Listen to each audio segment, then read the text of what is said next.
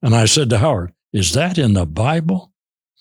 Yes. I was converted, but I wouldn't tell him. I didn't want to tell him. I said, I've been following the wrong teaching all these years, because that's anti-Catholic church doctrine right there. Yeah. And so I thought, something. So in October, after studying Acts 8, and I knew exactly what I needed to do by following the eunuch and what he had to do, I went forward in the building there and stood up in front of that congregation and said, I came up here this morning to tell you what's wrong with you people. Dorothy nearly crawled under the pew. She got so nervous. What's he doing? She knows me. I'm kind of crazy anyway.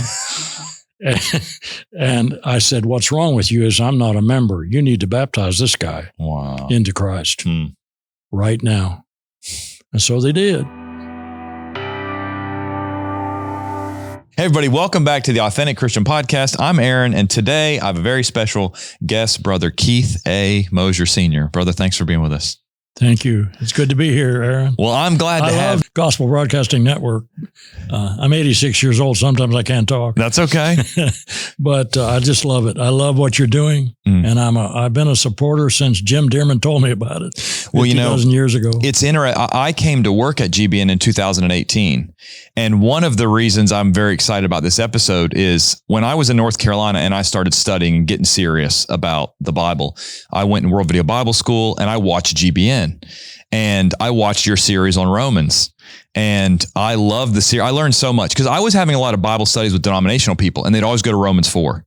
And I did not know how to answer Romans 4. And so I watched your Romans series, and really that was the first time I understood, this is about Judaizing teachers and the problem in the early church. For then it was like I'd blinders off. I saw everything perfectly in that book. And so, but then I moved to GBN and I'd never met you. And I remember one day I came in and you were sitting in the front lobby talking and you were cracking jokes. And I was like so perplexed. I'm like, he doesn't joke. I've watched his whole series on Romans. And so I got to realize you were serious when you were studying the scriptures, but you've got a good sense of humor. And so, of course, I've been at GBN 7 years now, and I know that consistently week after week with some breaks in there, but you've been in here teaching through books of the Bible, Isaiah, Luke, John, you're teaching Revelation now. And so you've done so much for GBN that has influenced me in my personal growth. I was really excited that we were able to get you to come onto the podcast. My grandson gave me a T-shirt the other day. It said, "The King of Bad Jokes." So that may be my problem right there. Sometimes people complain I don't smile enough, but the thing that I'm doing with the Bible is too serious for that kind of. So when we were talking this morning before we started filming, I told you that I had done a lot of research on you, and you made the joke about, did you talk to the police department? And I laughed and said, no, I just watched a lot of your lessons. But then you mentioned that you had been not arrested, but detained. And I'd never heard this story before. Can we start off by telling this story? I think this is a good attention getter. Jake Sutton, a graduate of the School of Preaching, arranged a televised day in Washington, D.C. And the idea was to send those speeches to our representatives in Washington, plus send them around the world if people would watch them. Well, I spoke that day in front of the Lincoln Memorial at the end of the pond between the Washington Monument and the Lincoln Memorial. Yeah. We were televising, but people were walking through our set. They did not pay attention. We had to rent that area, and it was expensive to rent it. And yet the park rangers would not stop them from interrupting us. One guy drove a bicycle through there. Wow. And so on. But one of the things I said in the speech really got the attention, evidently. I told that group that was walking around, did you know that 40 million of your children do not know who God is? Well, that stopped them. But later on, they were making so much noise that one of our graduates, and I won't mention his name, but he's the one that should have been detained, went down there and told the park rangers something, which made them upset, and they came and put the handcuffs on me, thinking I was the one that had done it. Really? So I'm standing between two park rangers. And one of them said to me, were you ever in the military? I said, yes, sir, 5 years in the United States Navy. Well, he got embarrassed that they had put handcuffs on me. Wow. And he started talking to me. The other one must have been Rambo, because he was really excited about detaining a preacher. Well, something about me I learned. I started praying for those two fellows. I don't know if that helped or not. They finally took the handcuffs off, realizing they had the wrong one.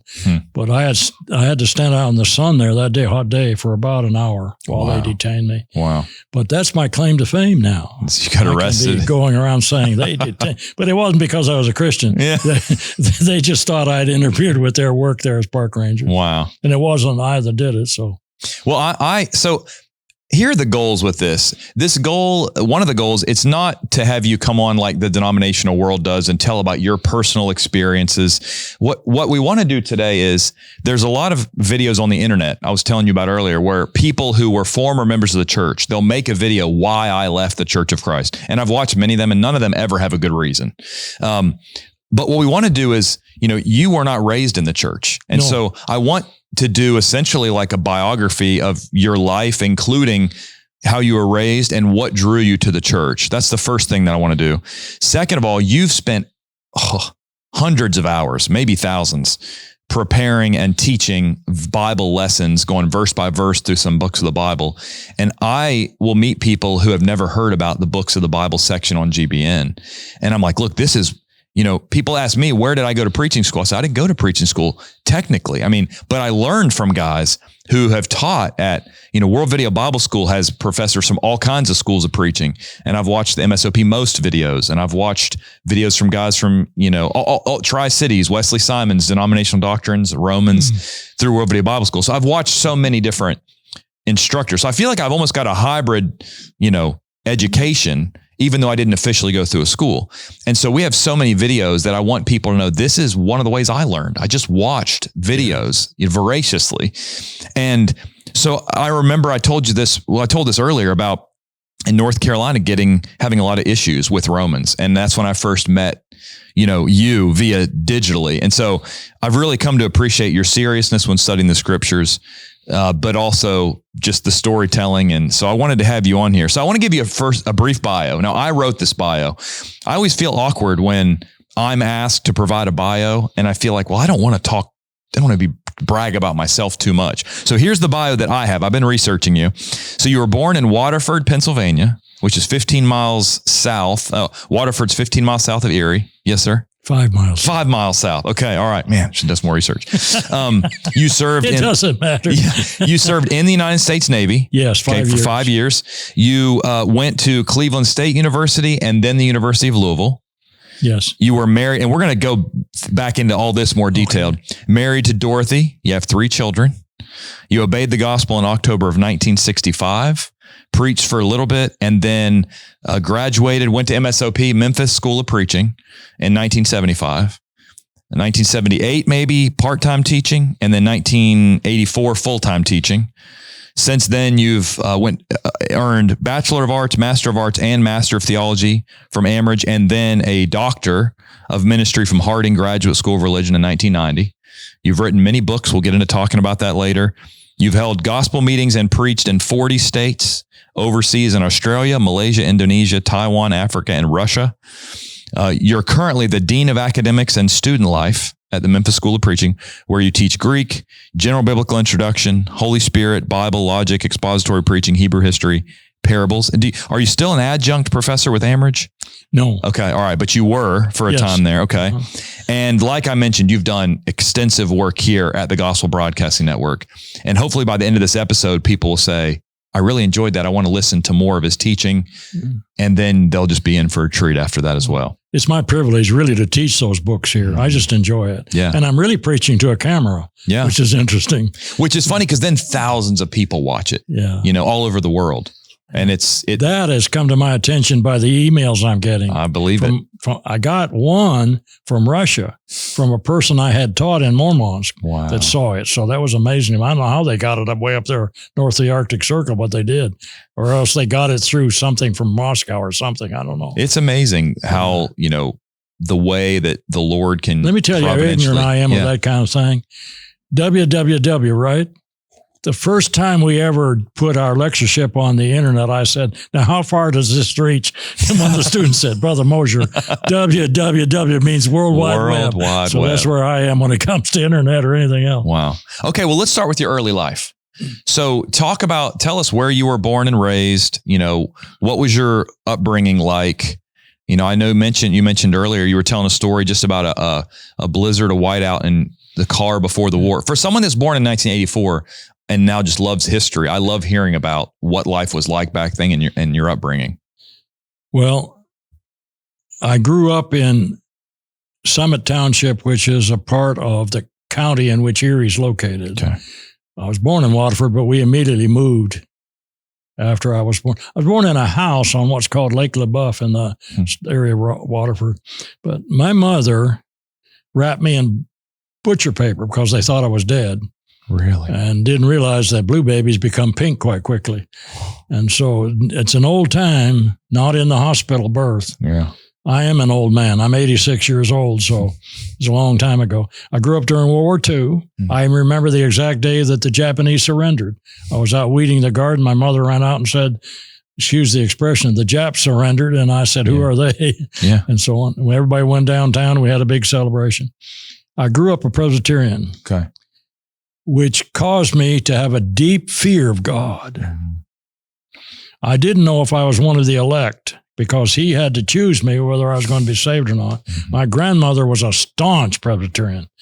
One Sunday, in the afternoon, the sky got black in Erie.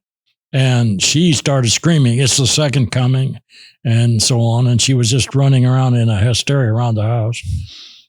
And I was scared to death because as I said, I didn't know whether I was one of the saved or not. Yeah. And so being a Presbyterian child is frightening as I look back on it. That's a scary time, trying to guess, am I one of God's elect?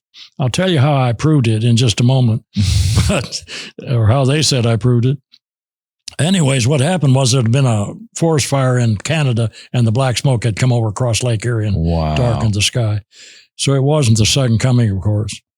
But I grew up a Presbyterian. I'm 12 years old, and I'm in the boys' choir. Okay. But my voice was changing, and it has changed so much that I can't sing like I used to when I was a boy. But anyways, they put me in the adult choir to hide my voice, really. And the preacher said to me, that proves you're one of the elect. And I said, how's that? They said, if you hadn't been one of the elect, they wouldn't have put you in the senior choir. So I have proof now. It was foreordained from before the foundation of the world. Later on, that would come back to help me study with people who are under that doctrine. That's a strange doctrine. Brother G.K. Wallace illustrated that this way, if I can take a moment. Of course, hey, this is anything you want to talk about. He talked about a father who knew that his son loved chocolate pie. And so he said, son, sit down in that chair. And he tied the son to the chair and then stood in front of him and said, come and get the chocolate pie. Yeah. Well, Daddy, I'm tied to the chair. Yeah. I can't get to the chocolate pie unless you untie me. Oh, come on, son. Yeah. That's Calvin's God. That's the Presbyterian God. That's the God who says, I'll choose whether you're saved or not. That's right. When I found out that I could obey the gospel and choose whether or not I wanted to be saved, that was a relief. It lost my fear. But growing up in the Presbyterian church, I have to tell you that my mother took me every Sunday. Yeah. She did that. Yeah. In fact, when I tried to teach her the gospel later on, she said, now look, I taught you about Jesus, leave me alone. And so that became a problem. But that's how I grew up. I had a great sister who did become a Christian. Eventually, I was able to baptize her. That's great.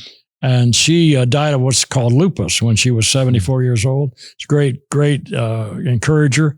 It was interesting after she became a Christian. She'd been in Christian Science. Yeah. But she became a Christian and she started talking about her brethren at Forest Hill and how are my brothers and sisters doing. So a big change in her life. Yeah. And it's so exciting to watch that. But imagine a boy scared to death of God. Yeah. And he's told, look, God loves you. You can obey the gospel. Wow. Yeah. So that's how I grew up. You know, I know in Calvin's Institutes. I have to add one other thing. Go ahead. My father was an alcoholic and tried to kill me 3 times. Really? Given that psychological background, also helped me appreciate God's love more. Yeah. Because I never knew what a father's love was. Yeah. And so when you grow up like that and you hear the gospel, it is so exciting. And maybe it's so exciting that you almost run over people with it. Yeah. And that was part of my early problem in trying to teach others. You know, I remember when I read Calvin's Institutes for the first time, and the quote, he said something about nothing that has ever happened happens except by the secret instigation of God.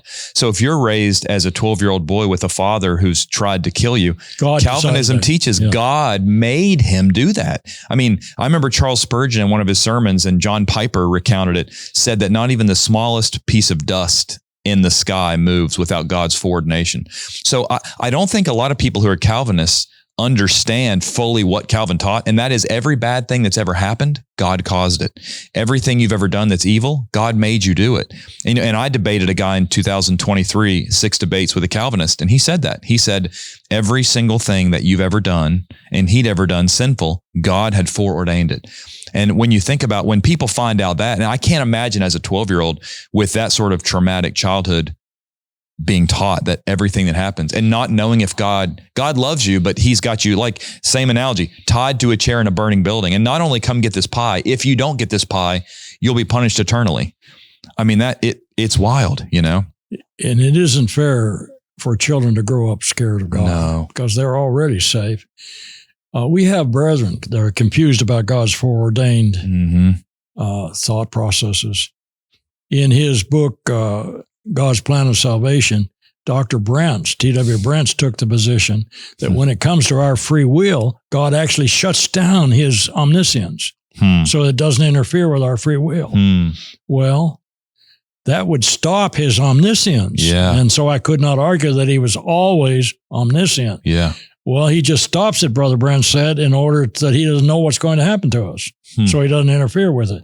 But his knowing what's going to happen doesn't interfere with it. No, that's right. I could see you tied to a railroad track and know what's going to happen if you stay there. That's right. That's not going to interfere with your staying there. I ought to run down and untie as well. That's exactly right. And so, although predestination is a tough subject, I remember preaching one time at South Haven on predestination, and I stood up and said, this is going to be an interesting sermon because what I know about this subject, you could rattle around in a thimble.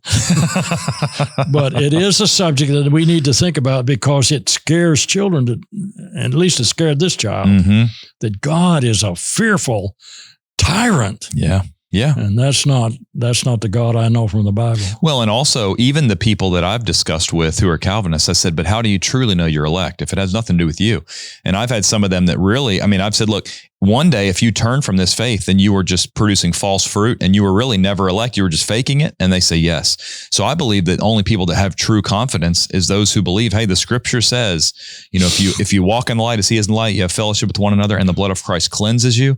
And if you, Revelation 2:10, live faithfully unto death, you know, like that's the only way you can have true confidence is knowing what the scripture says and that you have the will. John 5:40, Jesus said, I say these things. Well, verse 24, I say the things you may come to me, but 5:40, you refuse to come to me that you have life. So we have a will. Okay. All right. Enough. We'll do another series on Calvinism. Story to you. Okay. Go ahead. For you that had to do with my wife. Now she was a Methodist. Okay. And we're married and we decided we'll join the Covenant Presbyterian Church, which is very strict old-time Presbyterian, old-time Calvinism. Well, they took her in a room, the elders did, who have really no authority in that group. The preacher has all the authority. But they voted on her, whether or not she was one of the elect. Okay. Of course, when they found out we were going to be members, that kind of swayed their vote as to whether she was one of, and I have seen that many times. You're one of the elect if you're going to put some money in the plate. Yeah. And we were actually told, now you may not be able to attend every Sunday, but don't forget to send your check. You know, I said this once, I've never met a Calvinist who wasn't elect. Oh, no. They're all elect. They're all elect. If you meet a Calvinist, he thinks he's elect. Okay. So your religious upbringing, Presbyterian. And then did you, after high school, did you go into the Navy? What was, after you graduated after high school? I went to Fenn College, which is called Cleveland State University today. That's why you announced it that way. That's right. That's in Cleveland, Ohio. Okay. And I was there a year. It's a strange college. You go to school 3 months and work 3 months, so you have money to pay for the next 3 months. Wow. It's the only way I could go to school. Yeah. I did get through 3 quarters or 1 full year and then I joined the Navy. Okay. Because I was completely out of money and food and everything else. Yeah. And in fact, I had a counselor tell me I'm wasting my life, but it was a great experience. Yeah. Because I met Dorothy there. She was a Wave, a Navy member, also in the Navy. And so my life would not be the same had I not joined the Navy and met her. And so, 5 years in the Navy. When they put me through the University of Louisville for 6 months. I was in the program called NESEP, Naval Enlisted Scientific Education Program. Okay. They're going to make an officer out of me. Okay. Well, they washed me out of that program because of my blood pressure, they said. And so I was deciding then to get out of the Navy. Okay. But I was in 5 full years. So in those days, I did not need to go into the reserve. I had all my times done. And we moved from that place to Erie, Pennsylvania again. Okay. And she was from Louisville, but you guys met in the Navy. We met in the Navy. And you moved back to Erie, Pennsylvania. Right. Okay. So you got married in 1961. I believe. Yes. Okay. All right. I tried to do my research. And then you moved back to the Erie area and you all had 3 children. Well, we have one now, 64. Okay. That's Keith. Okay. He is a medical doctor. He lives in Jackson, Tennessee. His wife, Cindy, is the niece of Winfred Claiborne. Wow. Now, my brethren will know who that is. Oh, yeah. He was a longtime gospel preacher, the voice of the International Gospel Hour for years. Mm-hmm. Pilot. Yeah, if you want to hear Winfred Claiborne, just get on YouTube after this episode and search Winfred Claiborne Tabernacle Sermons. Claiborne. Yep. So, anyways, a great preacher. Yeah, but he's married to Cindy. Okay. They lost their firstborn at the age of 4.5 months, James.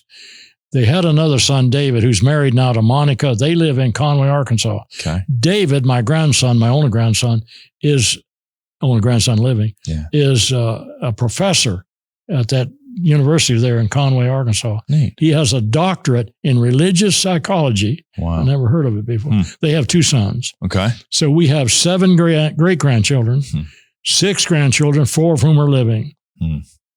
All of my grandchildren except 2 are Christians, which means that 2 of them are and 2 aren't. But the 7 great-grandchildren, I hope, will grow up. Our oldest great-grandchild just attended Foundations. Foundations is a program at the School of Preaching for children 13 to 18. That's great. And they come during the summer and go through our summer camp and so on. Okay. We have a great family. My youngest son is a preacher. Okay.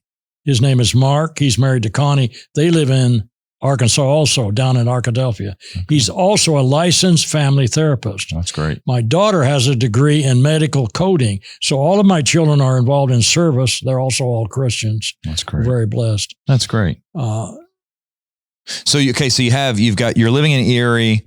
You've got your children, which 2 of which are twins. Right? That's part of the salvation issue. Okay. Because Keith is born now. Okay. He's almost 2, and we're living on Raspberry Street in Erie, Pennsylvania. Okay. All right. So take us through that. So I remember in a sermon that you had done that you basically said that you and Dorothy had been studying through the Bible and you couldn't find any religious group that seemed to match what you were reading.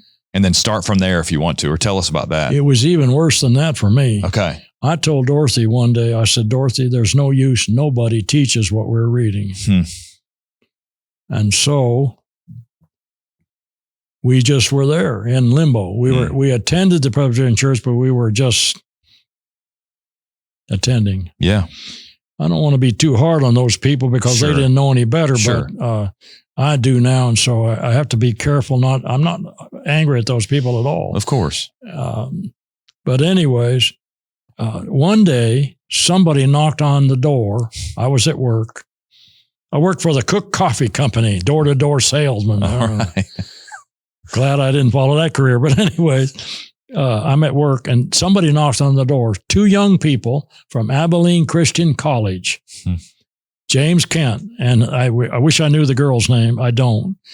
But Butch Kent and this girl said to Dorothy, "Ma'am, may we talk to you about Jesus?" "Oh, yes." Well, they taught her the gospel. This was part of a campaign that a brother named Owen Albright led called the Northeastern Campaigns. Okay. He would take college students into Pennsylvania, New York, New England, and knock on doors and talk to people about Jesus. Dorothy was expecting our twins at that time. Yeah. She was 8 months along, in fact. Okay. They were born in November. Well, she wasn't 8 months. This is August of 65. Okay. So they were born in November. But anyways, she's expecting twins. So I've always teased that when she got baptized that week into Christ, they had infant baptism. But they taught her, and Owen Albright baptized her into Christ. She found the truth. Yeah. They told her what the Bible said. Yeah. And that surprised her because I've been telling her nobody teaches that. And here's a young couple saying, well, it's what the Bible says. And she just melted. She fell in love with the Lord that she could read about in the scripture. And so she was baptized into Christ, but she didn't tell me. I don't know because I had been so strong about nobody teaches it or not that it scared her or what. But anyway, she didn't tell me. But Sunday morning, now that was Thursday, she got baptized. Okay. Sunday morning, she gets up. She said, I'm going to church. I said, okay, of course, I'll get up and get you and take you. I don't want my pregnant wife having to drive herself to church. What a kind of a rat is that? But anyways, she said, but I'm not going to the Presbyterian church. I said, where are you going? She said, the Church of Christ. Now, all I could think was, we're going to be rolling on the floor, clapping our hands and jumping up and down. I didn't know what that was. Yeah. And so I got dressed. We went to a little white concrete building. Had a sign in the front that startled me. It said, the church established AD 33. Wow. This guy had studied Catholicism thinking it was the first church. Yeah. Here's one claiming to come earlier. Yeah. Wow. Yeah. 600 years earlier, in fact. And so I thought, this is going to be interesting. I walked through the door, and there stands my second cousin, brother, Howard. I'm 26 years old. He's 25. I've known him all of my life and all of his, and he never said a word to me about Jesus. Wow. He was embarrassed. But I walk in, and this guy that preached sat on the edge of the baptistry and talked to us about whatever it was he was talking about us. I was not impressed. Yeah. I mean, this is ridiculous. They don't even have a full-time preacher, and they didn't. Yeah. Which helped me out later. Yeah. They got 25 members. Okay. In this little group in Erie, Pennsylvania. Anyways, I go away, and Howard said, could I come by and show you the film strips? I said, well, yeah, what film strips? And he told me Jewel Miller. I don't know Jewel Miller. Yeah. So, anyways, he comes and shows me the film strips. In that film strip, on one of the, here's something we need to be thinking about. It may not be Acts 2:38 that converts you. It may be something else that startles you. Yeah. Because on that film strip, it talked about forbidding to marry and commanding to abstain from meats. 1 Timothy chapter 4. Yeah.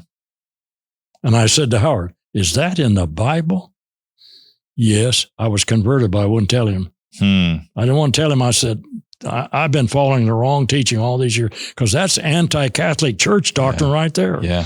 And so I thought, something. So in October, after studying Acts 8, and I knew exactly what I needed to do by following the eunuch and what he had to do, I went forward in the building there and stood up in front of that congregation and said, I came up here this morning to tell you what's wrong with you people.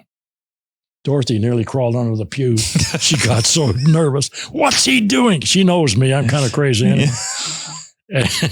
And I said, what's wrong with you is I'm not a member. You need to baptize this guy into Christ right now. And so they did. They immersed me in water for the remission of my sins. Acts 22:16. That's right. My sins were washed away by the blood of Christ because that's when God did it. That's Colossians 2:12-14. The operation of God was made on me. And when I walked up out of that water or came up out of that water, I was walking in a new life. That's right. What an exciting time. I was no longer afraid of God. I felt so good at that moment. As I talk about it right now, I can feel the water, if that makes any sense. I know exactly what happened. And that's 60 years ago. Wow. Most exciting moment other than meeting Dorothy. Maybe the most exciting moment there. I have to be careful when I say that. But just, you can't imagine if you've gone through all your life fearing God and all of a sudden I'm his child. Yeah. I haven't been perfect since then, unfortunately. Sure. But I know I can always ask my Father to forgive me too. Now, Acts 8:22. That's our conversion. We're now members of the Church of Christ, but we don't have a preacher at the congregation. Okay. So the men were asked to take turns. Okay. My turn was 2 weeks later. Wow. Now, I'm very intelligent, so I chose the book of Revelation to be my first sermon ever. I'm not too smart, actually. I did preach on the black and the white stone. I told you that earlier today. Guilty or innocent. Are you acquitted or not? Yeah. The second time I preached, I was even smarter. I put my sermon on 3x5 cards and dropped them before I got up to preach. Oh, man. That's my experience. And the brethren were so kind. They say, "Oh, you're doing well. You're doing well." You know. Now they don't tell you that after you become a full-time preacher. Yeah. And no, I'm just. But that's how I started preaching, and I started preaching for a little group in Columbiana, Indiana. Okay. I stood behind the. Because you moved after conversion, you moved from Fort. Oh, I'm sorry. We moved from Erie to Fort Wayne because that Cook Coffee Company took me there. Okay. I became a manager in their system. Okay. I'm out in Fort Wayne, which was providential, I think. I don't know, but I think so. Yeah. But anyways, in Fort Wayne, I started preaching in a little group that met. We started the church. It's still there. Okay. But I stood behind the Masonic altar in that rented building and preached to them. So the Masonic temples where you guys I made one mistake, though, and I want people who are listening to this, if they are, you guys that want to preach, go and get trained. Yeah.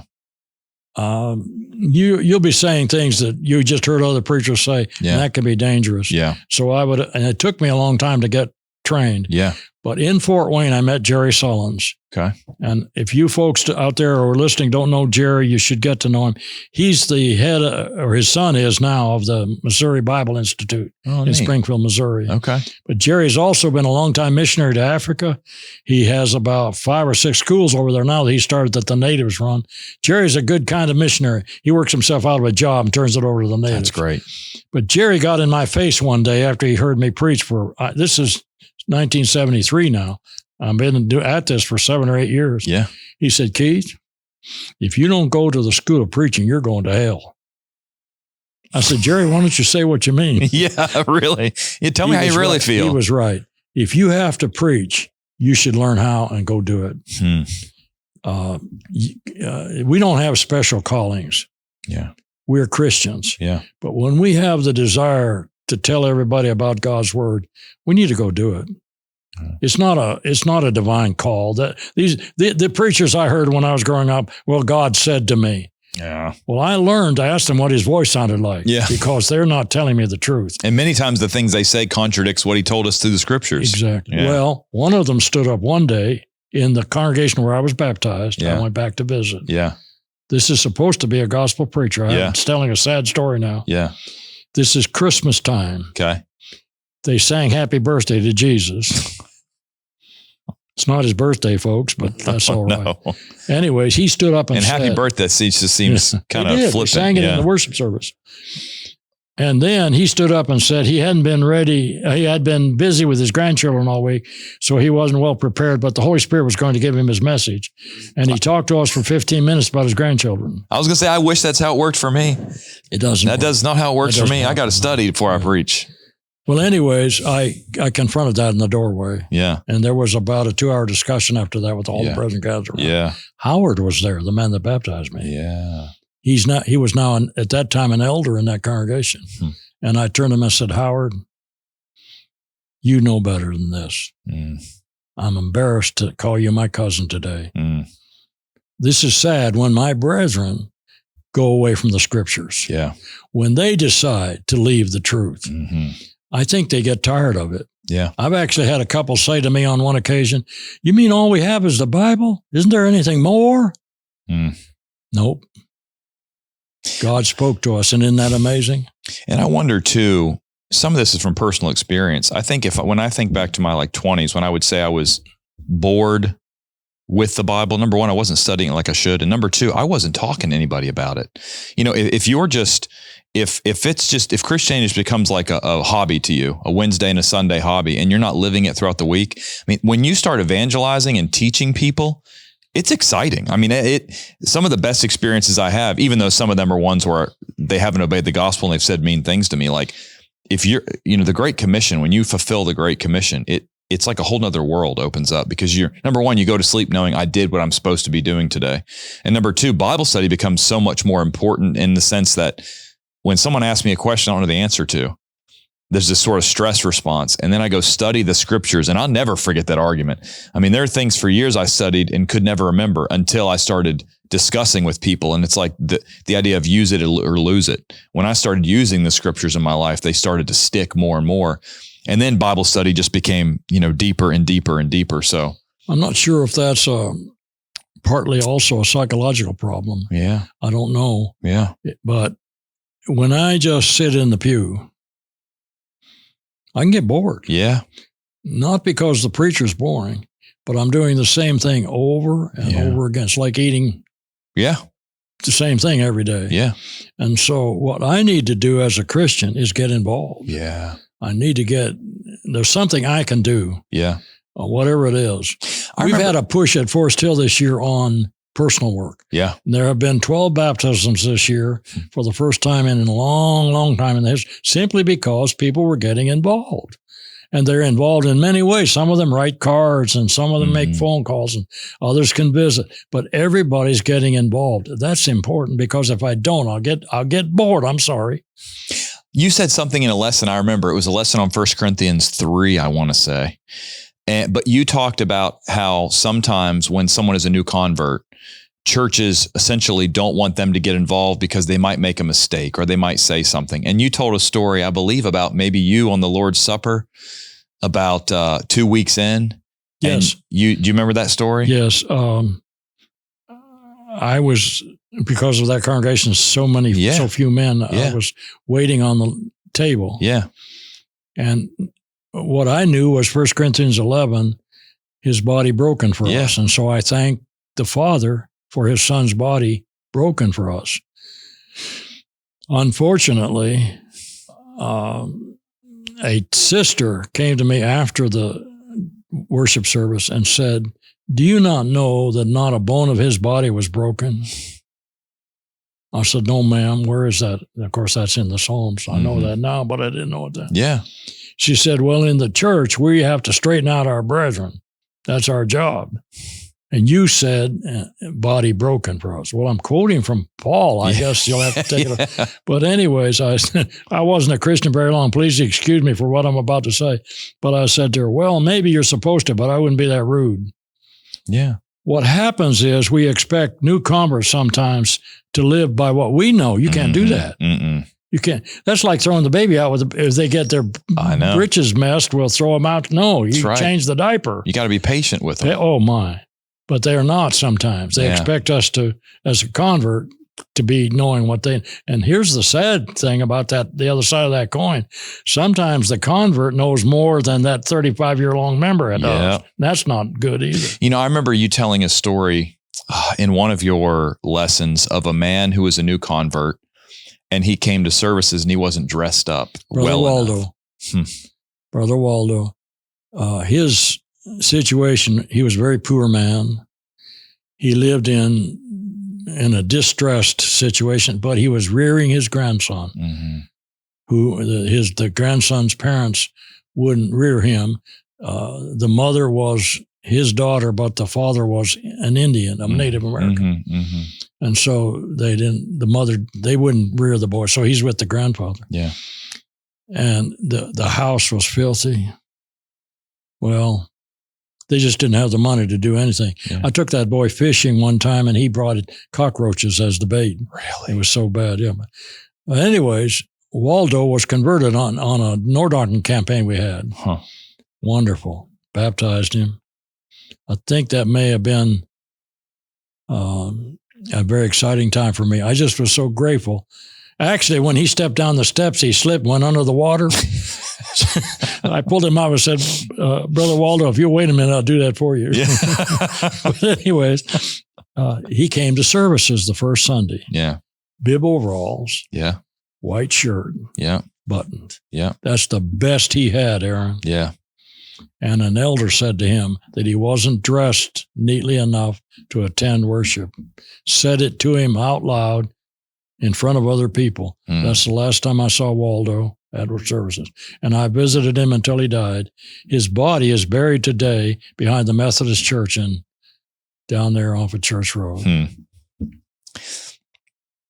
We can't do that to people. If you come, it's not my business to tell you about dress. You may learn to dress differently. Yeah. I don't know. I still wear a tie to worship. Sure. Many of my brethren don't. Yeah. It's not an issue for me. I don't bring it up one way or the other. What's an issue for me is your mind, your heart. Yeah. Do you love God? That's right. And you got to grow with people and give patience and grace to people. You know, sometimes when somebody visits us, we have to be what I call overly friendly. Yeah. We have to make them feel, oh man, we're so glad you're, and we are, we should be. Yeah. Well, you never know what their background they're coming from too either. You know, I'm an extrovert. Anyone that watches me or meets me knows that. I love meeting people. Some people type don't. A personality. Yeah. Let me explain extrovert to you. Okay, go ahead. Sorry, Jenny. We're here. We're here. Here's why I keep looking. That's right. No, we're here for it. An extrovert is a person who, when he receives information, receives it just on one side of his brain. Okay. But the introvert receives it on both sides at once. That's what you're talking about is a type A, where everything comes out. Well, I want to use my whole brain. But even what we call introverts can be like that. Yeah. If they have that kind of personality. Interesting. Okay. So now you're in Fort Wayne. You were working as a metallurgical lab technician. Explain that to me. Because you're preaching, but you're also working, I think, on these massive. Yes, I have 2 jobs now. Okay. I was fortunate to get that job. I went to the Cook Coffee Company was driving me crazy. Okay. And it's a short trip for me to go crazy, so I have to be careful. And so I went to this employment agency and took this little test, 40-question test. Well, I don't know what I did on that test, but I went to another one, took the same test. They gave it to me again. 3rd time, same test. So I got them all right the 3rd time. Yeah. And she said, I've got to call Dana Corporation for you. I've got a genius on my hand. I didn't tell her I'd already taken the test twice. I guess I was lying. I don't know. But anyways, we got the job at Dana. And this was where I was able to be stabilized in terms of my finances and to start making the decision, this isn't for me. I need to go preach full time. Yeah. But at Dana, a metallurgist is a person who knows how to treat metal. Okay. And knows how to deal with it and how to heat treat it or cold treat it or whatever. I worked with carburizing furnaces. Okay. These were block lawn furnaces that you send the steel like in. A city block size furnace. There are 4 of them in this building, incidentally. Wow. But you send the steel in at this end, and when it comes out, it's hardened. Wow. That's the point. Wow. But it's not hardened by the flame. The flame's in a tube. Okay.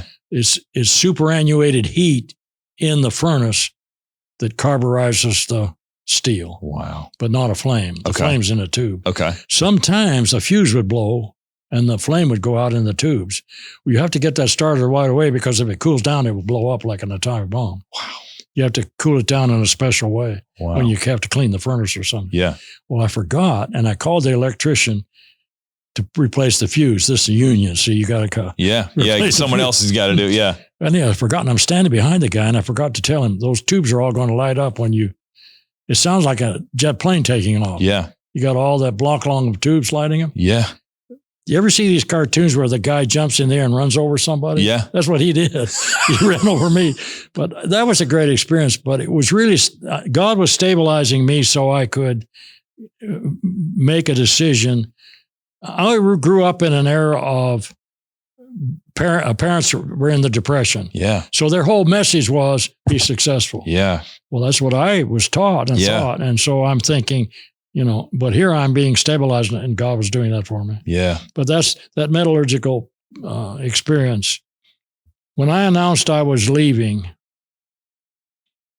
at work, everybody was congratulating me. Yeah. I don't know if I should tell this story or not. I think I will. Okay. I'm at the congregation where I was preaching, and I made the announcement that I was going to the school preaching. Yeah. A brother waited till everybody left. And he said, Keith, don't you know what you're doing to your family? he was upset with me for leaving my job and going to the school of preaching. Mm-hmm. I suddenly realized that there's more in some people's hearts on financial success than on spiritual success. Yeah. That was a great lesson for me. Yeah. I said, no, I'm going.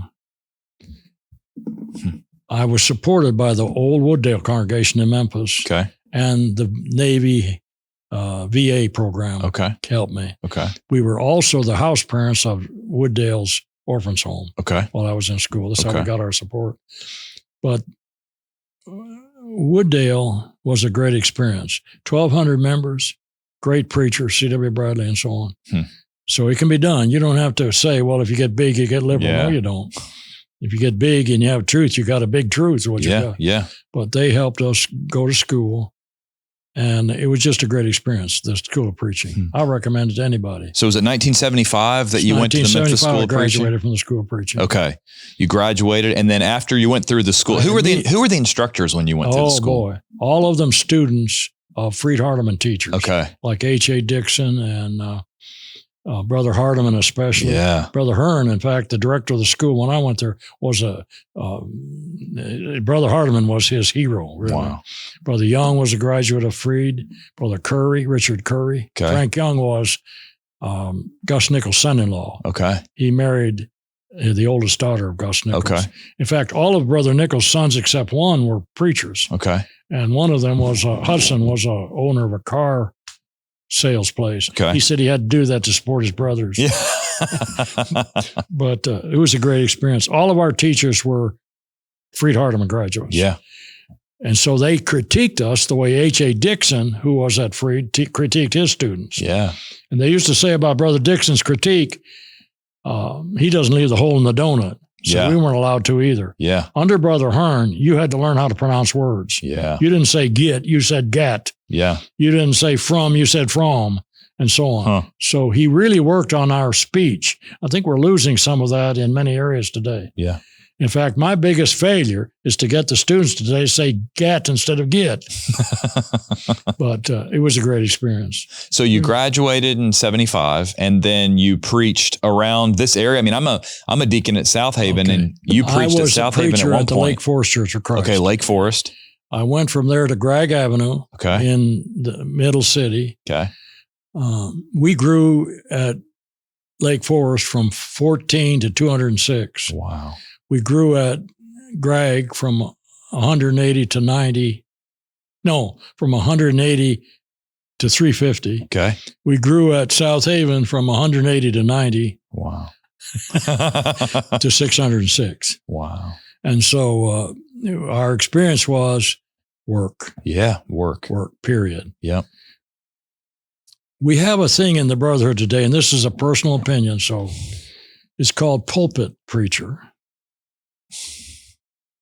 Well, I've never known a pulpit that needed converting, and that's almost like a clergy system. Mm-hmm. I would recommend to our brethren that the evangelists be that again. Yep. And get out of that room and get out there and start talking to people in the community. Yep. That's church growth. Yep. Well, we baptize the children of our members. I know what I'm talking about. I'm talking about church growth. Yeah. Where you get out in the community and you start talking Convert to lost people. It is hard to get our brothers to do that, even preaching students now, to get out there. So we take them on campaigns.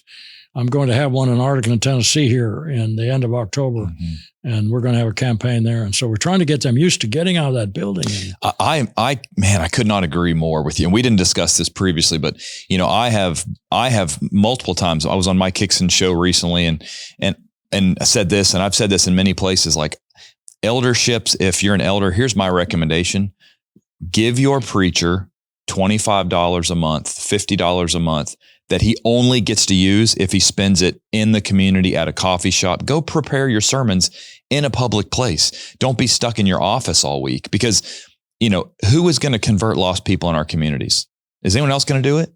No. And so we need, you know, members of the church and preachers. Like, you know, if you're a pulpit preacher, you're probably one of the most knowledgeable, along with the elders, in your community about the Bible. Go sit somewhere and trust that God can providentially bring you people. I can't explain how he does it, but trust that God can bring people seeking the truth to you. but they're not going to come knock on the church building. Well, they might, but they're more than likely going to meet you in a public place. Go study, go work on your sermon, and you meet somebody locally and you say, what are you doing? You see you reading your Bible. I'm working on a sermon. Come here at Sunday. Get out in the community and be an evangelist. What did Paul do? Paul didn't sit in an office. He worked, but he also went where religious people were. Didn't have an office. Yeah. He went to he went to the synagogues. He went to the places of, by the river where they were making prayer. I always taught the businessmen in the congregations where I preached, you have every day now a Bible study with your employees. Mm-hmm. Not have be very long, 15 minutes. Yeah. But just have a Bible study. If they don't want to attend, say, well, now we've got a problem. Yeah. I want you to come and do it. Yeah. And we got a lot of converts that way. That's great. Hospitals. Yeah. Our preachers need to get into the hospitals. Mm-hmm. I don't know how many people we contacted in hospitals. Mm-hmm. And there are 17 hospitals in Memphis. Wow. We had days when we went at the hospital at 8 o'clock in the morning. It was 9, 10 o'clock at night before we got home. Wow. Because there's so many people that are sick and whatever. But you meet people in the time when they need God and they need things. Yeah. I remember a family in the Baptist hospital, the old Baptist hospital that they blew up down there, downtown. It's not, the building doesn't exist anymore. Got the people out first, I hope. This couple was in the ICU waiting room. And I was in there. Their father had been nearly burned to death in a car wreck, and he was dying from all the burns. Yeah. Well, I noticed they were crying, so I went over and I said, I'm a minister. May I help you? And boy, they grabbed me they physically grabbed me and made me sit down with them. And I began to talk to that family. They were from Trenton, Tennessee. Okay. And eventually, I don't know how many of those folks are baptized, 9 or 10 of them. Wow. But it's just from that moment, if I hadn't been there, if I'd been in my office trying to baptize my computer, you're right.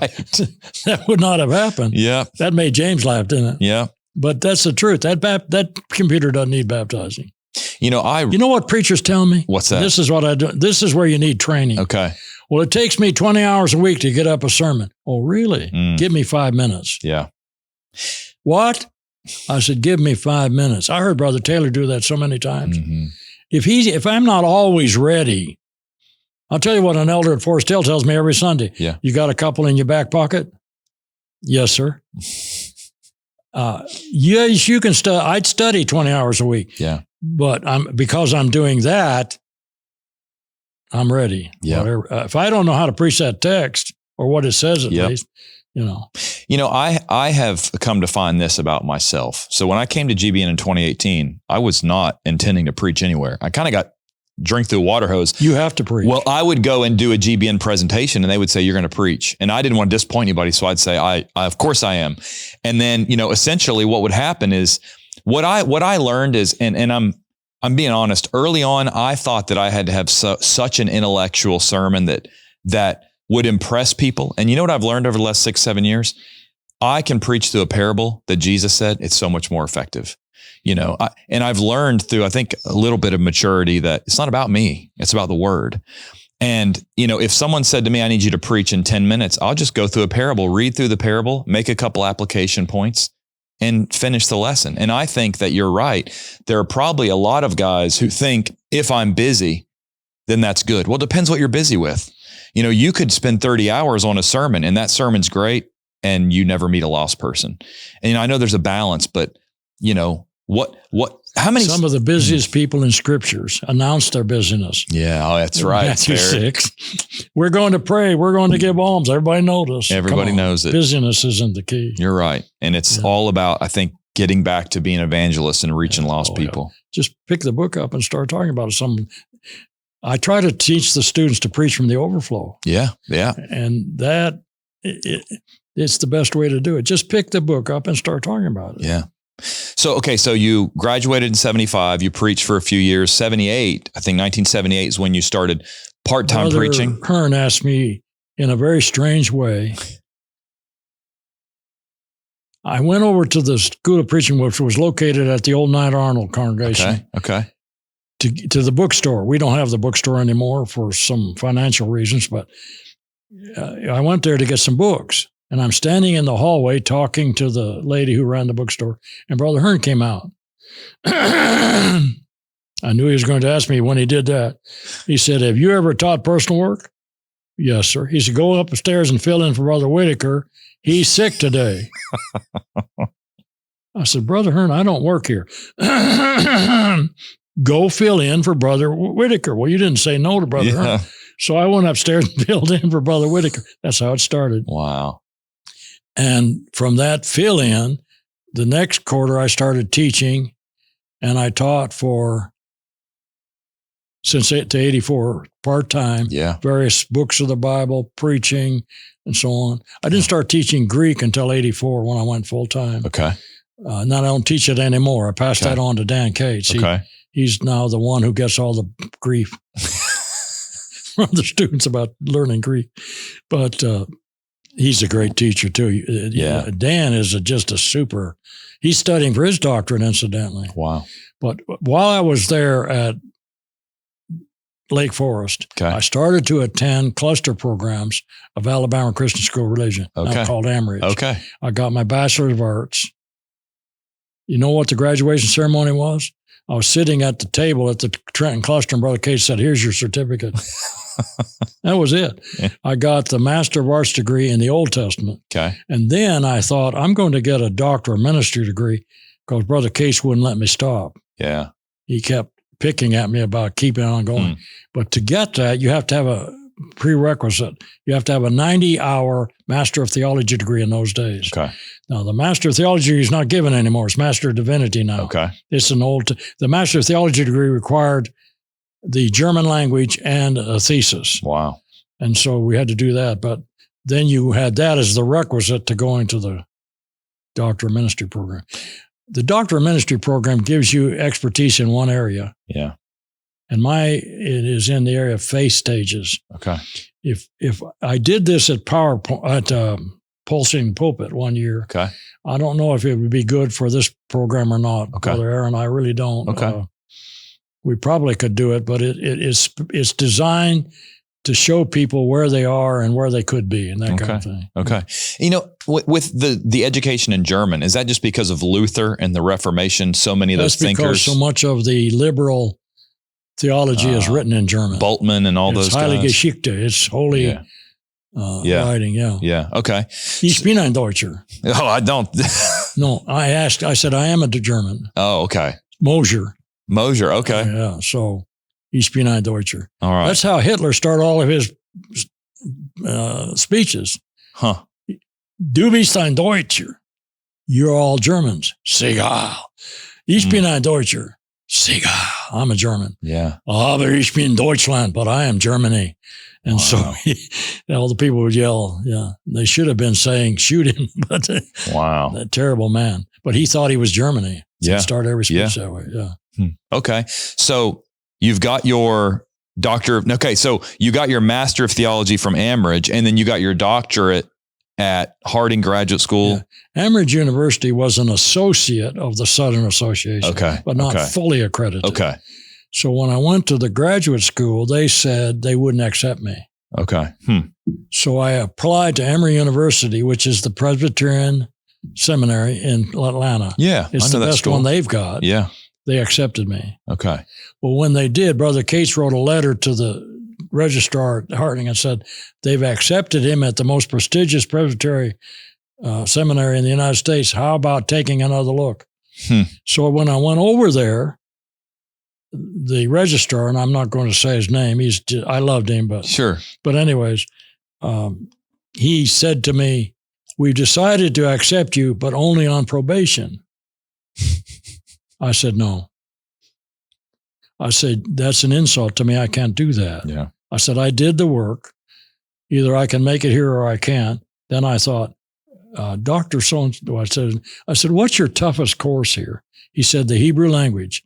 I said, I get straight A's in it the first semester. I'm no longer on probation. He laughed. He probably said, have fun with that one. Sure. I was never on probation. Really? But it cost me 20 hours a week on the Hebrew language. Trying to learn it, Dr. Lewis taught me it, and he did a good job. Jack P. Lewis? Jack P. Lewis. Wow. Didn't he have like double PhDs from like He had two Hebrew PhDs, Union one from the United States and one from Tel Aviv. Yeah, one was like in Hebrew from Tel Aviv, Israel, and the other one from like was it Yale or Harvard or something? It was. I remember reading that in a book. It was impressive. One of the Ivy League schools, I think it was maybe Harvard. Yeah. But he was very intelligent. Yeah. He was also a member of the church, though. Yeah. That came out in everything he said. Yeah. He would go out and visit on Saturdays. Yeah. Brother Lewis died at 99. Wow. He was 99 years old. I liked him. Yeah. And I loved him, in fact. But he sang to us. Now, he sang to us in Hebrew one day, Rockabye Baby, so we'd hear what it sounded like. Really? And I kept from laughing, but I don't know how. Yeah. Because that twang he had. Yeah. He sounded like a country singer, in fact. Thanks for watching the Authentic Christian Podcast. If you want to watch more content like the Authentic Christian, different programs, other podcasts that you want to learn about the Bible, I'd recommend you download our app, the Gospel Broadcasting Network app. Just get on the App Store. You also can find it on Roku, iTunes, etc. Search Gospel Broadcasting Network, download the app, and you can see the show, The Authentic Christian, and many, many other shows, dozens of shows, other podcasts, other shows that walk you through verse by verse through different books of the Bible, or even just different topical shows. So I would recommend you download the Gospel Broadcasting Network app. Thanks for watching. So you got your degree from Harding. Right. And then, I was researching, and I know you've had gospel meetings in 40 states. Can you tell a little bit about some of the work you've done overseas? I mean, it looked like Australia, Malaysia, Indonesia, Taiwan, Africa, Russia, all over the place. The first time I ever went overseas was to Australia with Ivan Stewart. Okay. Go ye means go me fame. Mm-hmm. And Brother Stewart took us on a month-long campaign to Sydney. Okay. That's an interesting experience to go with Brother Stewart. Yeah. But during that time, we baptized a lady named Anne Philpott, who was from England. She and I are halfway around the world. And I'm talking to a lady from England. Yeah. Bless her heart, when she when she moved from Australia back to England, she came through the United States and stopped to see us. Wow. That was a wonderful experience. But we were the only ones that had a baptism that month.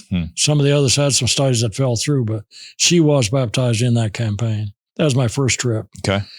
After that, I met Billy Bland, and I got acquainted with Russia in Murmansk, up above the Arctic Circle.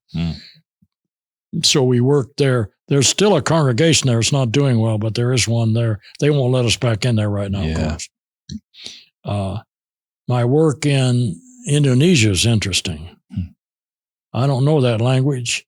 That country scared me to death because it's anti-Christian. Yeah. Oh, yeah. That was in fact, the school that Brother Hatcher had to move to another island because of the interference and death threats from Islamic peoples. Yeah. I was sitting by myself in an Indonesian airport, feeling sorry. I'm all halfway around the world. I don't know the language. I'm a little bit nervous. I'm all by myself, and who walks in? Perry Cotham. Really? I was at home. Wasn't that great? But that's what it is when you're a member of the church and you see a brother. Yeah. Oh, my. It's comforting. Wow. It's wonderful. In Malaysia, I went to Klang. Okay. And they had a sign on the door, Christians only. God was put there by the Muslims. Oh, wow. Because if you talk to a Muslim on the street about the Christ, you can be put to death in Malaysia. Wow. So that's a different kind of country. That's where I met Peter Chin, who is now president of Four Seas Bible School, and a former student. Great Christian man. His wife's name is Pui Fun. He has two sons, Willie and Eddie. So I'm thinking when I first meet him, he's Chinese. So it must be Willie and Eddie. So I said that to him. He said, "No, Keith, Willie and Eddie. It's like in the States." So I did something that the missionaries need to be reminded. I made a social faux pas with him. Okay. They kept taking me out to dinner, and I'm there for like 3 or 4 weeks. I guess I was there a long time anyway. Yeah. And one day I said, "Peter, why don't you let me take you and Pui Fun to dinner tonight?" He said, "What's wrong?" Nothing. I said, "Not in my country." Wow. You'd make us feel like we weren't taking care of our guests. So I learned then, in their country, you just go out to dinner. Yeah. No. He taught me how to use chopsticks. Yeah. Yeah. He could pick up a peanut with chopsticks. Really? So we've talked so much about your upbringing. What are some things that if you had somebody watching this that's a younger member of the church or any member of the church, what are some things that you feel like, I mean, we've covered some messages already, but let's talk about a new convert. What is a message that you would give to the new convert about things they need to focus on, things that they need to look out for? Is he by himself or does he have He's got a congregation. But does he have a mate? Well, let's say one without a mate. Let's say it's a young Christian without a mate. Then he's going to have to be disciplined enough to take his Bible and be devotional with it every day. Okay. I wouldn't start out more than 15 or so minutes. Okay. So that he doesn't get overwhelmed with what he's learning. Yeah. But get yourself a good commentary. Okay. And I want to recommend the ones that have been done by our lectureship people. Okay. All right. You're studying Exodus, well, get the one from Shirts, Texas or something. Yeah. We actually have all those, the whole shirts, Denton shirts on our website. Yeah. Okay. So you can get all those free commentaries on the website. Every day. Now with me, with Dorothy, we're brand new converts. Yeah. We just did that with us and then with our children when they were a little bigger. Now with our children, I don't recommend a long time here. Yeah. Children are children. So we sang a lot and prayed a lot with them and so on. Eventually we let them tell us about a Bible character that they might know. Yeah. In fact, I got to the point where I started telling my son, now you're Moses this week. Find out what you can about him. Oh, neat. And that kind of thing. And so they would do that but you have to have that devotional at home. Okay. That's so important. What are some of the things you've seen change for the worse since you were converted in 1965 with the church? In the church? Yeah. You know, I'm 40, so to teenagers, I'm old, but to a lot of people, I'm younger. And there's, guys. Well, you're old enough to be my grandson. There you go. Okay. So what do you think the church needs to watch out for in the next 50 years? What have you seen change when I was since first you were converted? younger? Yeah. The big message was cottage meetings. Okay. Everybody thought about personal work. Yeah. Everybody. Yeah. That's why we were there. Yeah. That was constant on our minds. We learned how to use the film strips. Yeah. What you do there is bend over and pick up the projector. Yeah. It's really hard to learn how to do that. Press play. But that's what we learned. In other words, that was the important thing. Yeah. Then it became, what can we do to make ourselves feel better? And we started to see this trend of in-house preaching. Mm-hmm. That's partly what's wrong with our lectureships. They're in-house. Mm-hmm. So for years now, we've been preaching to ourselves. Yeah. Again and again and again. Then we saw. And we know things really well. Oh, yeah. But no one else knows that we do. We backs and go home. Yeah. Yeah. I'm sorry. Hey, no, this is what I agree with you. I don't know if that helps me that you agree. The biggest change I've seen, though, is in leadership. They're not trained. Mm-hmm. That's a trouble to me. Mm-hmm. We don't have a Memphis School of Eldering. Mm-hmm. We have a Memphis School of Preaching. Yeah. And so what we have are well-trained preachers and not so well-trained leaders. Mm-hmm. We are so fortunate at Forest Hill to have elders who have picked up. One of them is right now in our most program. Neat. So they're doing that. They're training themselves. We have an elder, Greg Mangrum, who is, he's as well knowledgeable in the Bible as any of our graduates are. Mm-hmm. And so that's important to me, to train these elders. Yeah. I think preachers could do that. Yeah. They could give their elders books and lectureship books, and they don't get to go to these places. Yeah. Keep them well informed. Yeah. Help them out. They're your friends. But we have a very big problem with untrained elders. Yeah.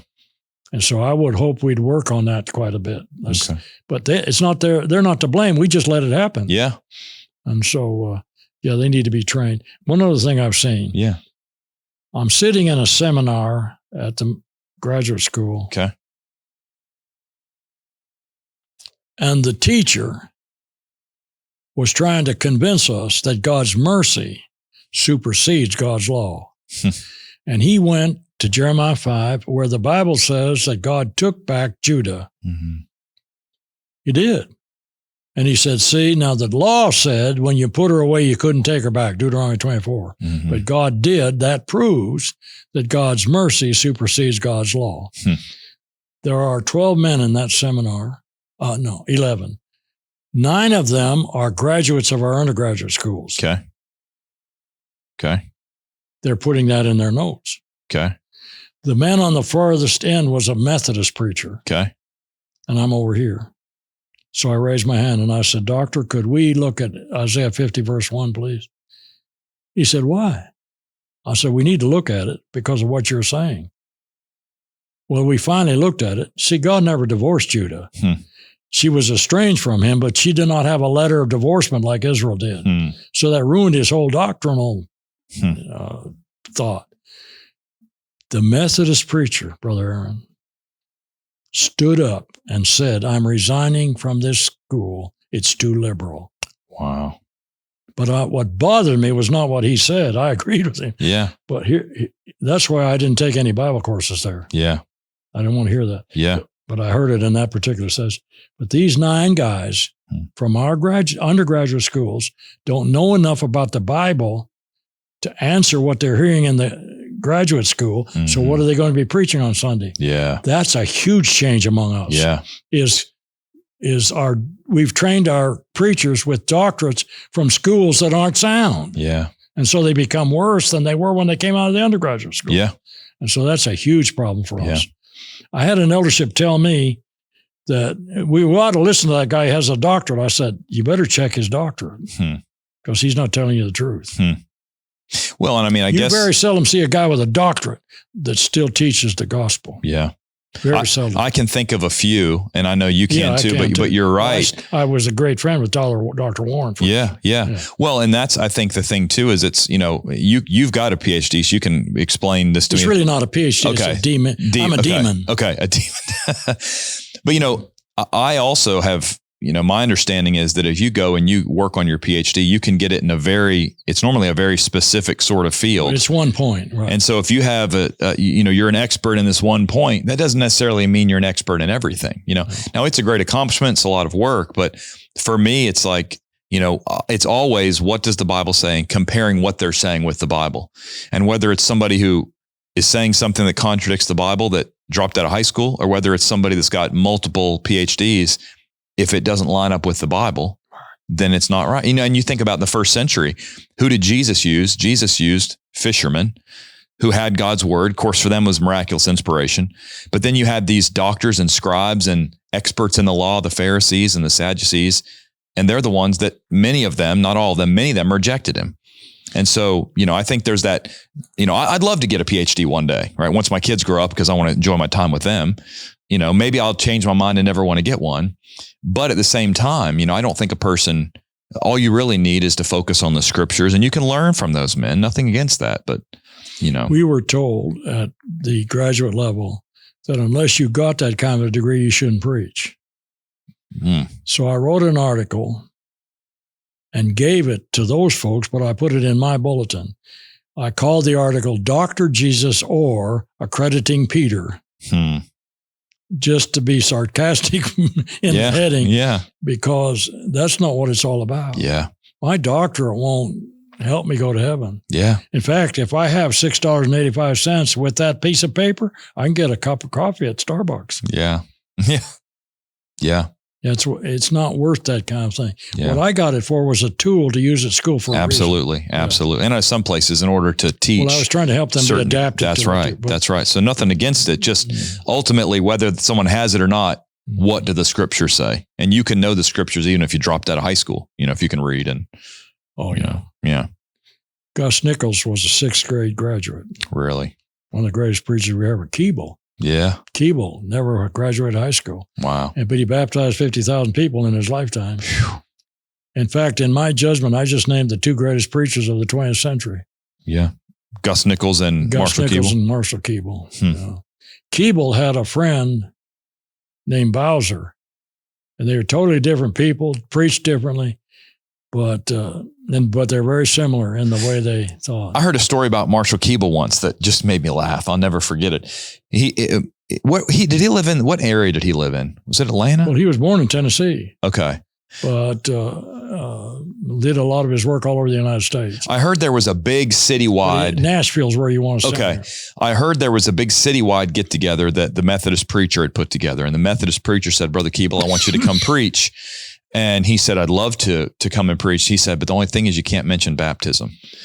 Have you heard this story? His brethren did that to him. Okay. Well, I heard whoever it was, I heard someone organized an event and said, you can come preach, but you can't mention baptism. And you got the wrong preacher. Yeah.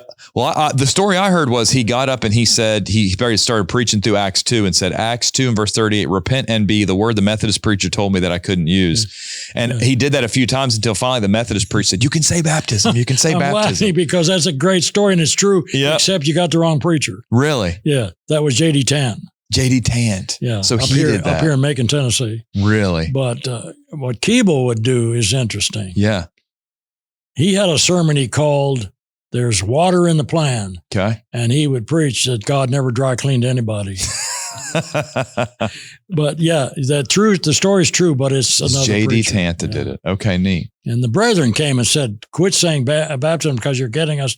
So he said, no, they told me not to say this. Well, the next night they came back and said, now, Brother Tant, you're just making it worse. Just go ahead and say it. Wow. Well, he did a funny thing one time. Okay.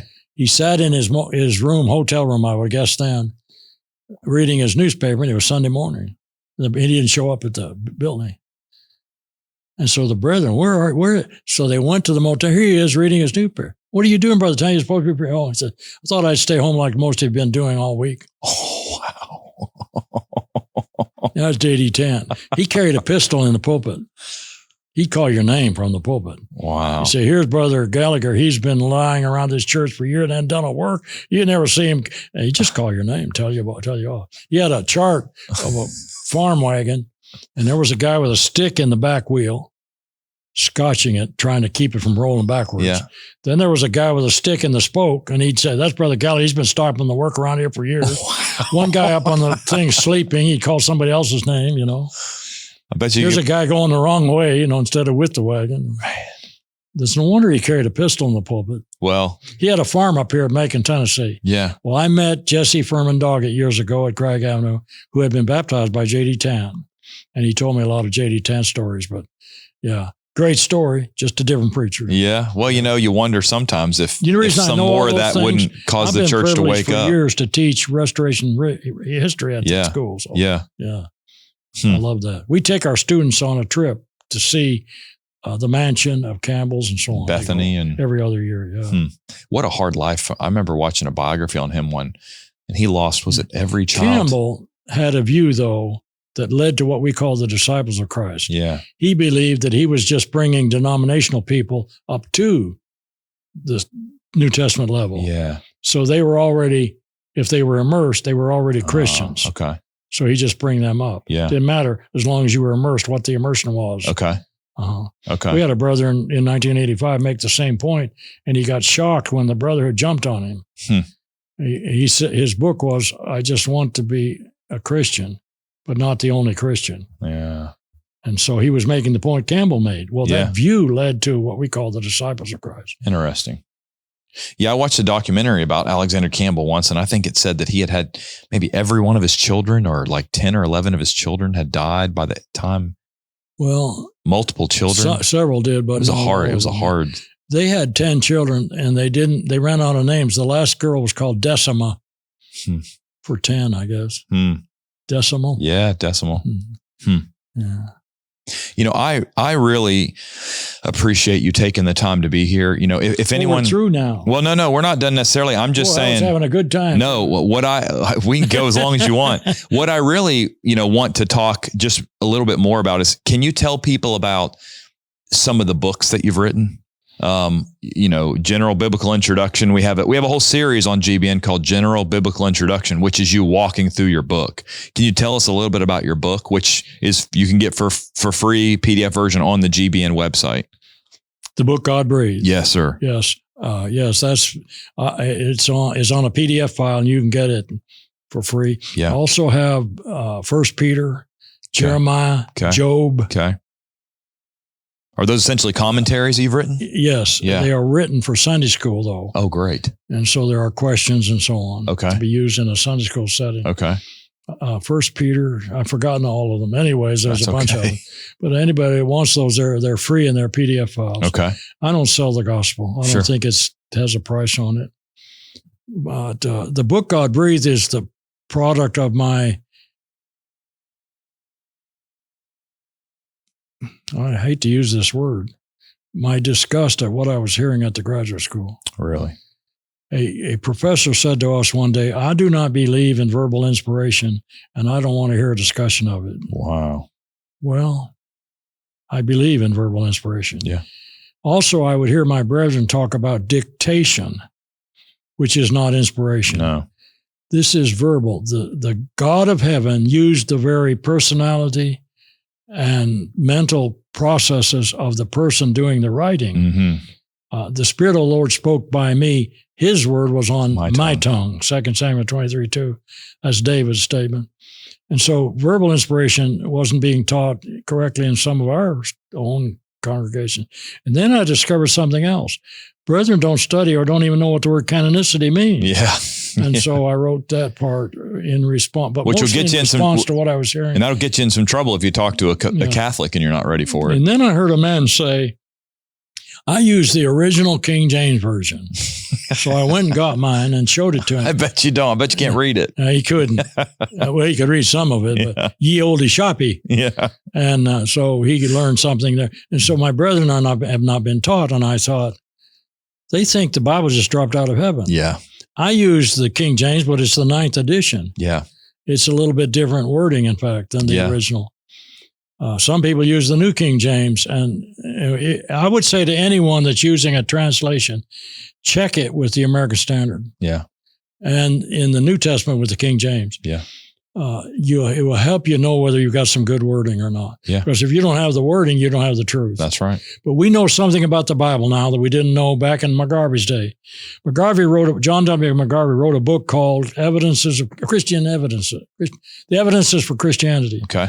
And in that book, he says on page 12 that there's in terms of textual criticism of the text, of the way they look at the manuscripts, we have less than a paragraph of words that aren't known in his day. Now it's less than a sentence. Mm-hmm.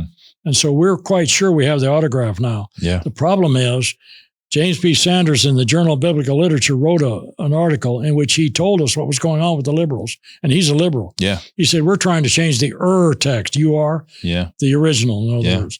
And he said, that's a problem where you shouldn't be changing it. And so I would recommend to anybody, whatever translation you're using, check it with those two, the American Standard Old Testament and the King James New Testament. See what you've got. That's great. In the New King James, for instance, at Matthew 7:12, they gold-plated the rule. Whatsoever you would that men would do unto you, do you? Well, it should be should. Yeah. Because there's a difference in those thoughts. Yeah. I don't treat you right simply because I want to be treated right. Yeah. I treat you right because I should. Should treat you right. Yeah. Interesting. Well, I've read that book. I recommend anybody that wants to learn more about canonicity, inspiration, and the preservation of the text. I think you talk about that as well in there. Preservation is important. Yeah. Forever, O Lord, thy word is settled in heaven, Psalm 119:89.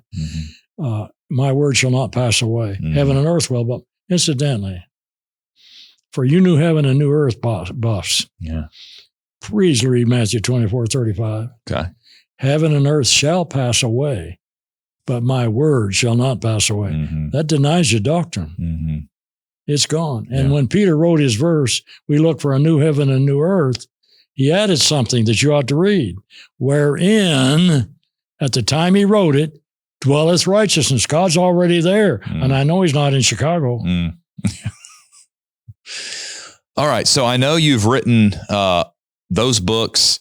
Would you say it was a debate? Really, not really a debate, just a discussion that you had that we might be able to track down? Because I think the grace law works. That is a big thing that a lot of people. It's a book called "A Grace Law and Works. How Do They Operate?" Okay. And I don't even know if it's still in print. I'm going to try and hunt it down. Okay. It was published by James Andrews out of Birmingham, Alabama. Okay. All right. Brother Andrews is a great supporter of the School of Preaching. Okay. I know he loves this work too. Okay. But we had a discussion at Harding. They have one every year. This was with Brother Woodson. Okay. Brother Hicks, I've forgotten his first name. Olin Hicks? No. Oh. Younger guy. Well, I've lost his John name. Mark? John Mark. Okay. And then Ruba Shelley and we were supposed to be discussing the problem that Martin Luther had with James. Okay. Right straw epistle. Yeah, it really doesn't come through in the discussion. The thing that surprised me. Yeah. That I finally realized we've been saying something that's not quite correct. Okay. if you could have been perfect, you could have been saved by the law of Moses. That's a line I've heard from gospel preachers. Okay. It's in total error. Okay. Because it denies the need for the Christ, number one. It's also a problem for the fact that I can't keep the law. Mm-hmm. Now, that's what one brother wrote. Okay. The trouble with God's law is I can't keep it. Mm-hmm. That's Zechariah and Elizabeth. Well, this is Blameless, the love of God, that we keep his commandments, and his commandments are not grievous. Yeah. Well, his view then led to grace is what does it for me. I can't do it myself. Mm. That's Calvinism. Yeah, that is Calvinism. Okay, that's the very basis of Calvinism. Yeah. So that ended up the discussion that day. Okay. But when I said, you folks need to fix that line, the law of Moses was never intended as a vehicle of salvation. I say that in the book of Romans a lot. Yeah. It's not the vehicle. It's not possible that the blood of bulls and goats should take away sin. That's not possible. Yeah. Wherefore then serveth the law? To show you how sinful sin is. You got a perfectly good law and you can't take away sin? Yeah. Wow, how bad is sin? Yeah. Well, anyways, when I said that day and got on that point, the people who confronted me the most were the faithful gospel preachers, because they had been teaching that, not realizing what they were saying. So in my judgment, that helped them that day quite a bit. Okay. Although they were kind of upset with me. Yeah. But other brethren have written that. But we had a book in Romans written by a brother that actually teaches grace only. His name is Mosher. Okay. Incidentally. KC? KC. I got it. I have the book. I never read it, but I got the book upstairs. He didn't know how to spell his last name, so why would you? He left out the H. No, that's just another takeoff on that. Yeah, name. Yeah. But he writes in there that it's grace only, really. Here's one. We ignore the grace of God in the churches of Christ. Okay. I can show you about 300 articles in the Gospel Advocate before 1930 about the grace of God. We don't ignore it. We try to teach it correctly. And it's the issue between us and the denominations. Yeah. For by grace are you saved through faith. Ephesians 2:8. That's right. And that is a relative pronoun. It has to refer to a noun. It cannot refer to a verb. My brethren for years taught that was salvation. That was the gift of God. For grace are you saved, but that's a verb. I'm listening. Okay. I got his Bible out. I got a note. I have a note in the back of my Bible on this exact point. Saved is a verb. Yeah. Cannot be referred to by the that. Yeah. Okay. That refers to the faith. Well, now, wait a minute. My personal faith is not a gift of God. That's right, because that's not personal faith in that verse. Yeah. That's the point. Yeah. That faith is the gospel system. Yeah. That was God's gift. Yeah. And that's what saves us. Yeah. And so I said that day too, and it's in that book, incidentally. Yeah. But I didn't get that from me. I got that from former gospel preachers. Yeah. And so they were teaching it correctly, but a lot of guys didn't pick up on it. Yeah. And I'm afraid there are still some gospel preachers today who don't know what that verse says. Yeah. That would tell me, fellows, get some training somewhere. Yeah. There are a lot of good training schools out here. Yeah. You mentioned Wesley Simons in the introduction. Yeah. Great friend of mine. Yeah. But he had Tri-City School out there. That's a great school. Yeah. They're all graduates of school, incidentally, school preaching running. Yeah. The one in Springfield I mentioned, there's one in Texas now. Okay. I have to tell you something about Brother Rollo, though. He's the director, Jason Rollo. This is the truth. Jason, if you're listening, I want you to ask your wife who her favorite preacher is. She says that in front of him. Bless her heart. I love her. Well, let me ask you this. Is there anything that we haven't covered that you think we ought to cover? No, I've talked too long. You haven't. No, this is more of a curiosity question for mine. Of course, scriptures trump everything else. I love reading historical things. I love reading, older preachers. I had one person say once, they said, do you like to read all the dead guys? I said, yeah, because half the stuff they write's better than, no offense, the guys that like myself that are living today. Who are some of the ones that you think, whether you're listening to audio lectures or whether it's before that and it's just written, who are some of the guys that you think were really great thinkers? I would recommend to anyone to read the articles in the American Christian Review by Ben Franklin back during the Civil War. Really? Okay. Ben Franklin saved the church during that period, not the Advocate, his paper. Wow. Ben Franklin would have been a great teacher at the Memphis School of Preaching, but he was that, in my judgment, faithful to the Scriptures. Yeah. He is the great grandson of the fellow that flew the kite. Really? But a gospel preacher. Huh. Ben Franklin is my restoration hero. Huh. Okay. He also was very patient. Mm-hmm. It took him 19 years to come out strongly against the American Christian Missionary Society, simply because he had so many friends that he didn't want to, run over. Yeah. So but when the instruments showed up, he immediately attacked that. Those two issues incidentally split the brotherhood. But Ben Franklin, I would read anything he wrote. I don't know that I've read anything he's ever written. His biography is called The Eye of the Storm. Okay. It's well worth reading. Okay. It's about his work during the Civil War. Okay. That's Ben Franklin. Another guy I would read is J.W. McGarvey. Yes. Especially his commentaries on Acts. We use them at school. Yeah. Acts 1 and 2. Yeah. And John W. McGarvey is interesting. He compromised with the instrument. Okay. He would go and preach for those folks, and they wouldn't use the instrument while he was there. Yeah. But he never converted them from the instrument. So when he'd leave, they'd use it again. So he told Brother Shrigley one day, and I've got the article where this is printed. Yeah. He said, Brother Shrigley, don't ever do that. The compromise didn't work. I was wrong. Wow. So McGarvey said that. So he realized, but his commentaries are just, he's got one on Matthew that's, if you can find it, it's excellent. Yeah. And wasn't he at his time? He was 5'6", incidentally. Very short fellow. But wasn't he considered one of the greatest of his age, scholar, the greatest Greek scholar of his age? Yeah. He was he was a professor at the old Bible school there in Kentucky. Yeah. That became the University of Kentucky. Really? Yeah. I didn't know that. Yeah. John W. McGarvey. I would certainly read him. And then, if you can find it, my hero, Keeble. Marshall Keeble. Listen to his sermons. I have upstairs.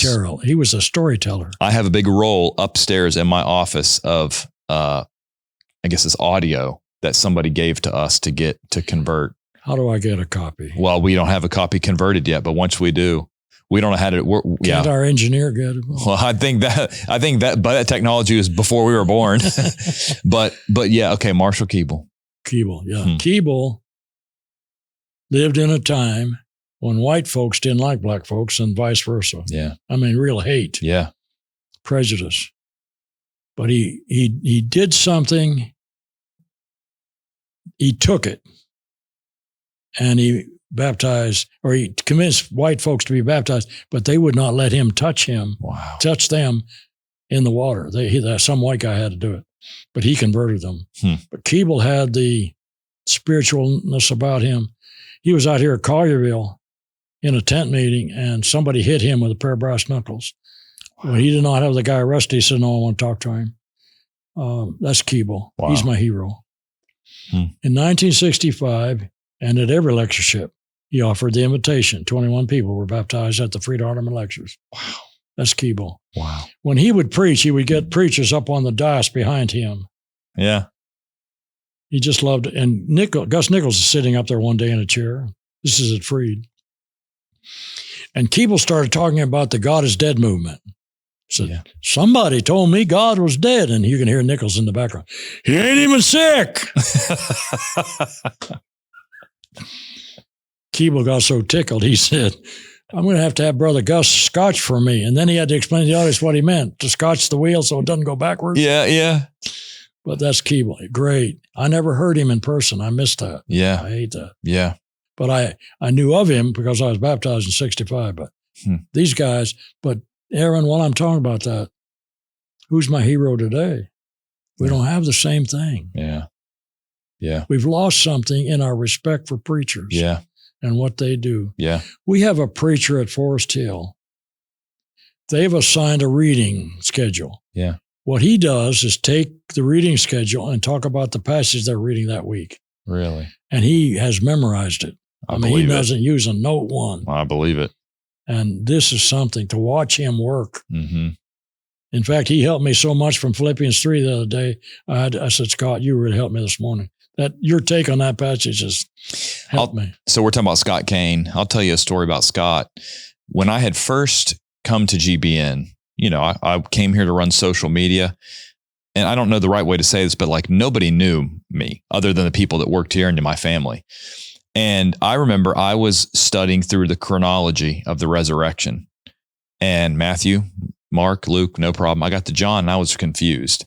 And I had met Scott Kane randomly at a men's retreat. He'd known me for 5 minutes, And I sent him a message and said, hey, Scott, I know we don't know each other, but can you help me?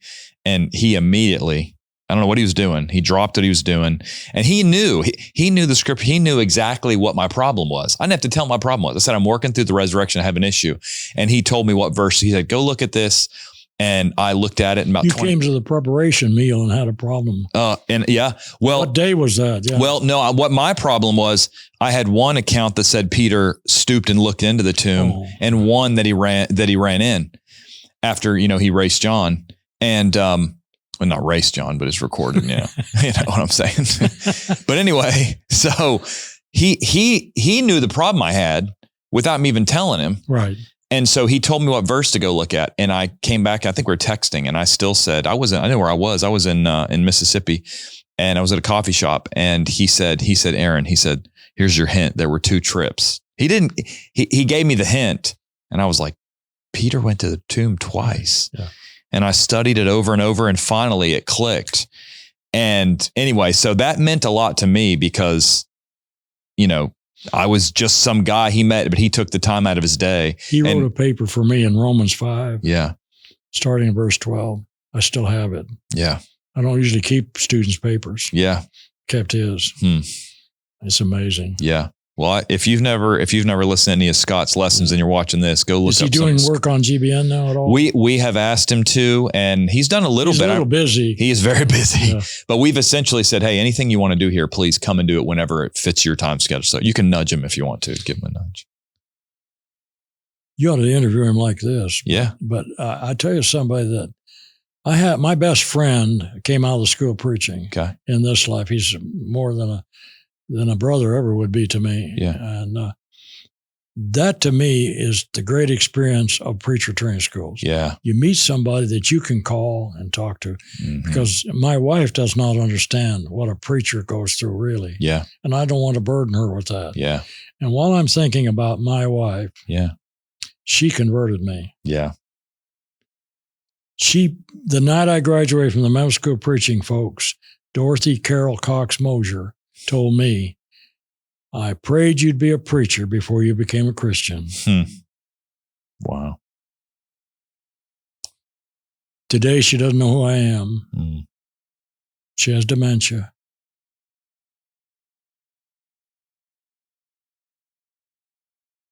But still, when I go home today, I'm glad she's still there. Yeah. She's my rock. But one of the reasons we don't get students at the Medical School of Preaching is the wife won't leave home. If she won't, don't come to school. You need her behind you. Yeah. You travel a lot. Yeah. That's hard on her. Yeah. Raccoon John Smith is riding a horse with his dirty clothes in a bag. He dropped them on the ground, told his wife where he was headed next. She gave him a clean bag, and off he went, and she took care of the farm. That's a gospel preacher's wife.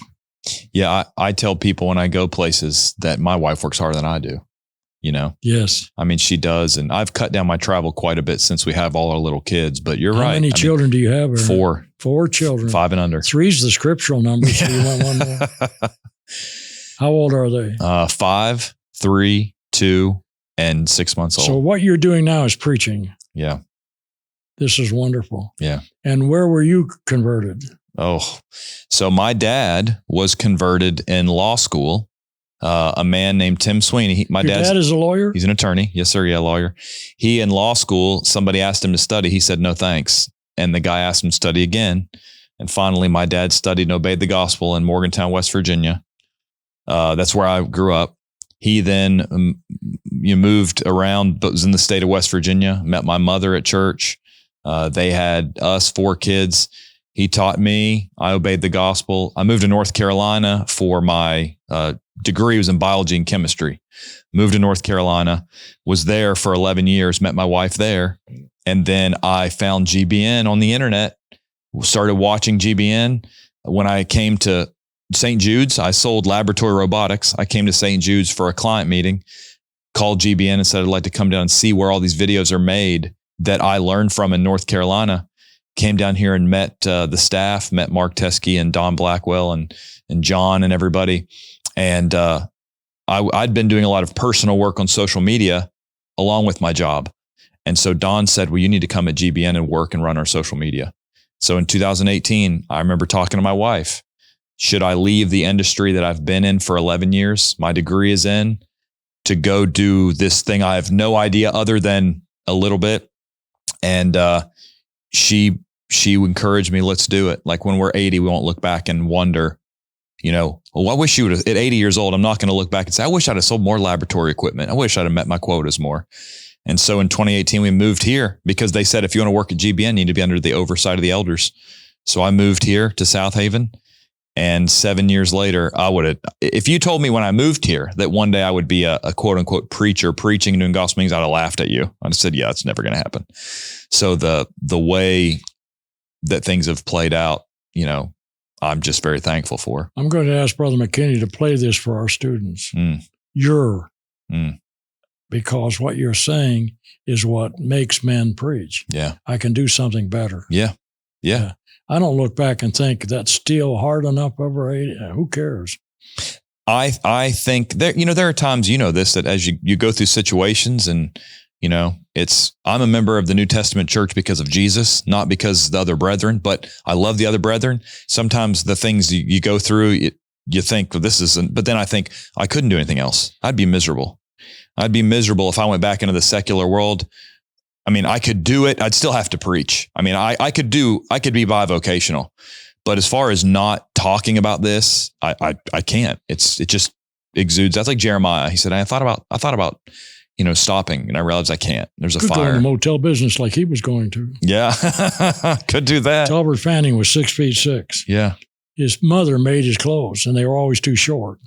So a sister told him the first time she heard him preach, you'll never be a preacher. Your feet run too far through your britches. You don't want to listen to the brethren. You want to listen to your heart and your love for Christ. That's right. And when you love Jesus, you want to talk about him. That's right.